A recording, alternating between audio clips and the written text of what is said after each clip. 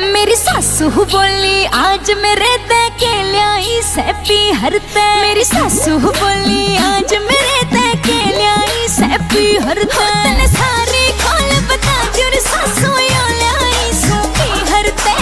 ऐसे ल्याई चोंदड़ी मैं ऐसी ल्याई चोंदड़ी मैं ऐसी ल्याई चोंदड़ी मैं ऐसी ल्याई चोंदड़ी मैं ऐसी ल्याई चोंदड़ी।